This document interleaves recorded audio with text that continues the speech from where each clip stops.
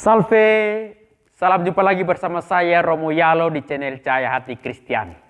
Apa kabarnya hari ini? Semoga semua dalam keadaan sehat dan dalam lindungan yang maha kuasa. Bapak, mama, saudara-saudari, adik-adikku yang terkasih dalam Tuhan kita Yesus Kristus. Tak bisa dipungkiri, di zaman milenial ini, individualisme itu begitu kental dalam kehidupan kita, bahkan sudah berakar dalam hati kita masing-masing. Ada orang tertentu ketika dia bergaul dengan orang lain, dia melihat apakah sungguh-sungguh orang itu menguntungkan dia atau tidak. Karena itulah terkadang Romo mengatakan bahwa ada dua jenis bentuk persahabatan. Yang pertama adalah persahabatan yang berbau cinta dan juga persahabatan yang hanya berbau keperluan. Ada orang yang dekat denganmu karena dia mencintaimu, tetapi ada orang yang dekat denganmu karena dia memerlukan atau hanya membutuhkan engkau saja. Saudara-saudariku yang terkasih dalam Kristus, Alkisah, ada satu ibu datang berkonsultasi dengan Romo, kemudian dia bertanya kepada Romo begini, Romo, bagaimana caranya supaya kita bisa akrab dengan teman kerja kita di kantor dan juga akrab dengan tetangga-tetangga kita? Romo kemudian mengatakan kepadanya seperti ini, saudariku, teman kantor dan juga tetangga itu sebenarnya adalah keluarga, namun berbeda rahim dengan kita. Pertama-tama kita mencintai keluarga kita, pasangan hidup kita, anak-anak kita, saudara-saudari kita yang ada dalam rumah. Yang kedua, yang harus kita cintai adalah tetangga kita dan rekan kerja kita. Romo kasih contoh sederhana seperti ini. Jika kita punya hajatan, ada suka, dan juga ada duka cita, maka tetangga yang pertama-tama datang dekat dengan kita, membantu kita, pasang tenda, pasang kursi, masak untuk kita dan tamu dan yang lain, dan juga akrab mau membantu kita apa adanya dengan kekurangan dan kelebihan mereka. Begitu pula dengan rekan kerja kita.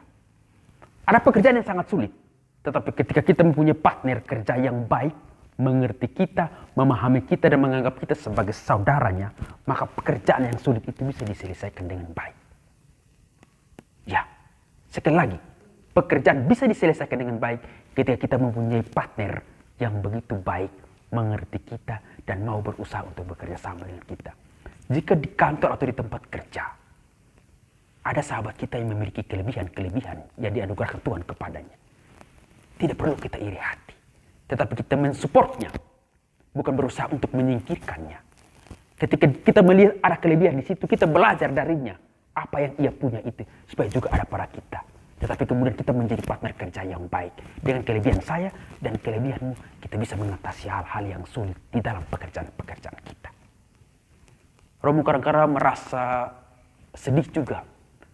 Ada orang tua tertentu yang ketika dia membenci tetangganya, dia mengajak anak-anaknya juga untuk membenci tetangganya. Tetapi Romo mengatakan kepada anak, itu urusan personal. Jangan mengajak anak-anak kemudian membenci tetangganya. Karena itu sama dengan kita menutup ruang geraknya. Dia tidak bisa bergaul keluar, dia tidak bisa menyapa anak tetangganya, dia tidak bisa menyapa dunia yang lebih luas dari ini. Tetapi ketika tetangganya punya kesalahan, kita berbicara di depan langsung. Saya tidak menyukaimu karena ini, karena itu. Kita bisa menjadi saudara. Tetapi saya mau mengatakan, ini kekuranganmu. Mari kita menambal bersama-sama dan menghadirkan satu sukacita di dalam hidup bertetangga ini.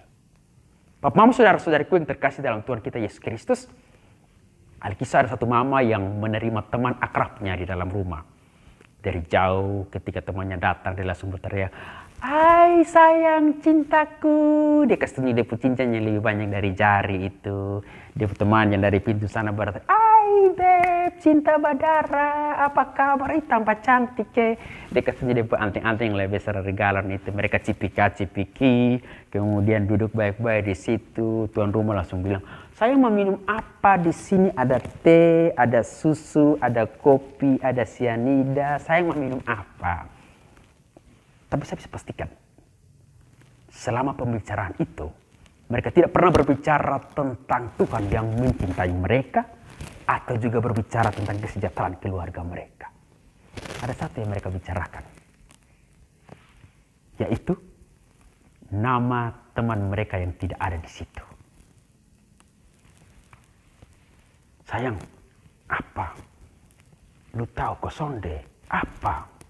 Itu di bibir bengkok sedikit. Mary yang mana? Itu sebelah rumah tuh. Dia kenapa? Berat, pokoknya berat. Hai, kau tahu dari mana? Pokoknya dia tahu. Terlalu berat. Berat berapa kilo? Pokoknya berat, mati. Tiba-tiba Mary muncul dari sana. Mereka tidak akan berbicara tentang Mary lagi, tapi mereka akan saling berdekatan, kemudian senyum. Aduh sayang, mari sini. Dari tadi kami tunggu ini. Mari sini sayang. Bicara baru setengah jam, tiba-tiba Mary lihat jam dan langsung katakan, beb dong, beta pulang dahulu karena beta harus masak ke suami. Buru-buru lah, kau tunggu sedikit. Nanti suami marah kalau suami masak kasih dia. Itu Mary baru jalan 5 meter. Orang dos baku bisik di sini.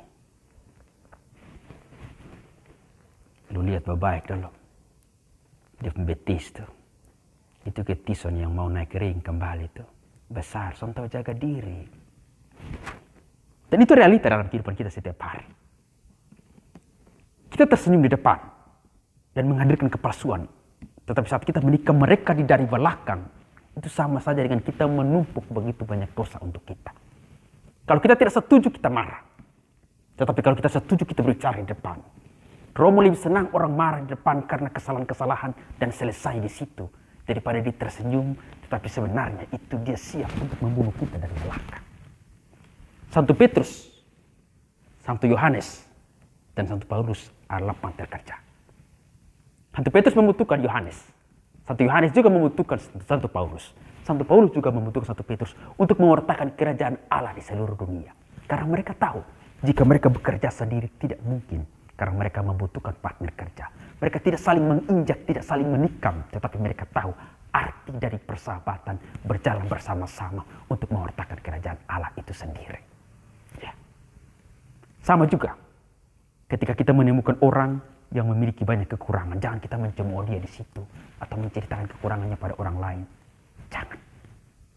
Baiknya kita mengantar dia pada kehidupan yang benar. Dengan melihat kekurangannya dan kelebihan kita. Dan kita mencoba untuk membantu dia dengan kelebihannya itu. Tidak perlu harus menghancurkan namanya di hadapan orang lain. Kita tidak mungkin memberi beras atau memberi ikan atau memberikan sayur setiap hari kepada tetangga kita. Tapi kita cukup menjaga nama baiknya dan tidak menghadirkan luka dalam persahabatan dengannya itu sendiri. Ya ada tetangga tertentu yang kemudian dia kekurangan uang, pasti dia akan datang pinjam di kita. Betul itu. Karena kalau dia datang sedikit garuk-garuk, halo bisa bertamu? Kok iya bisa, tapi jaga jarak 1 meter karena ini ada COVID-19. Kemudian dia mulai lihat-lihat ke atas. Itu antara dua saja. Ada amati betul atau tidak mau lihat lu punya kekurangan di situ. Kemudian dia tanya, itu foto apa?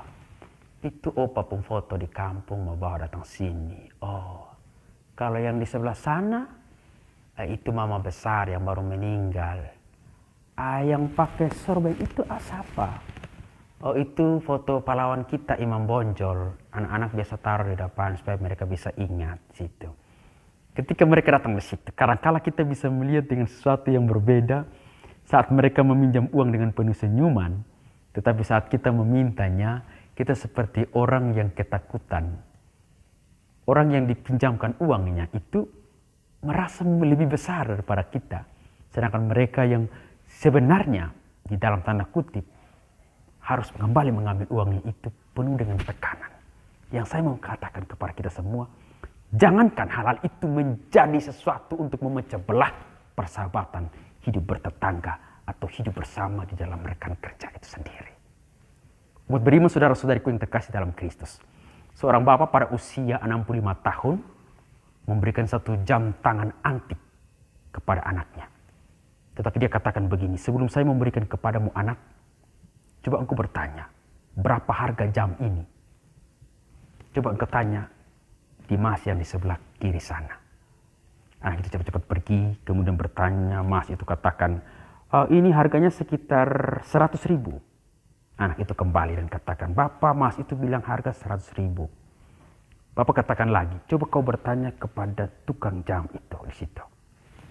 Dia antar tukang jam katakan, ini jam antik yang bagus ini, harganya sekitar 1 juta ini. Datang lagi. Kemudian bapaknya katakan, coba kamu pergi ke tempat museum itu, tempat barang-barang antik. Sampai di sana kepala museum mulai mencari orang yang untuk meneliti jam ini. Ternyata memang jam ini sudah sangat lama. Kemudian kepala museum itu katakan, saya mau membelinya dengan 100 juta. Anak itu kembali. Lalu katakan, Bapak, kok bisa berbeda di sana 100 ribu, di situ 1 juta, di sana 100 juta. Bapak itu kemudian katakan, sama juga dengan kehidupan. Ketika engkau menghargai orang lain dengan baik, dengan penuh ketulusan, maka orang lain akan menghargaimu dengan harga yang sama, bahkan dengan harga yang lebih tinggi darimu dan yang engkau bayangkan.